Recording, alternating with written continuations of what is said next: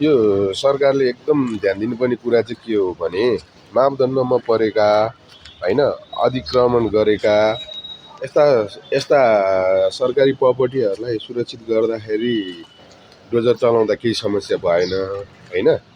तर तर ऐलानी जग्गामा जग्गा नहुनेहरू सम्पत्ति नहुनेहरू 3 पुस्ते छानबिन गर्दाखेरि पनि जग्गा नभेट्नेहरू ऐलानी जग्गामा बसेका छन् भने उनीहरूलाई छानबिन गरेर पूर्जा दिनु पर्यो होइन। ऐलानी जग्गामा बसेकाहरूलाई पूर्जा दिनु पर्यो। अनि अहिले यो देशव्यापी रूपमा चाहिँ नगरपालिकालाई चाहिँ सरकारी जग्गा ऐलानी जग्गामा बसेका संरचनाहरूलाई चाहिँ भत्काउने आदेश दिएको छ होइन।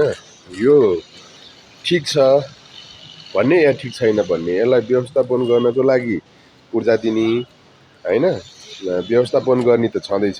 तर मैले भन्न खोजेको चाहिँ के हो भने सरकारी जग्गामा बनेका सार्वजनिक हितका लागि बनेका संरचनाहरू चाहे त्यो ऐलानी जग्गा होस् या मापदण्डमा नपरेका, मापदण्डमा परेका छन् भने सार्वजनिक हितको लागि बनेका टहराहरू बस्तीहरू पनि व्यवस्थापन गर्नुपर्छ, भत्काउनुपर्छ। तर ऐलानी जग्गामा प्रति जग्गामा सरकारी जग्गामै बनेका सार्वजनिक हितको लागि बनेका संरचना चाहिँ सरकारले नभत्काएको राम्रो है। यसलाई चाहिँ व्यवस्थित गरेको राम्रो, किनकि भोलि त बनाउनु पर्छ, बनिसकेको संरचना किन भत्काउने होइन। सार्वजनिक हितका लागि बनेका संरचनाहरू किन भत्काउने, यसले त देशलाई सरकारलाई नै नोक्सान हो नि।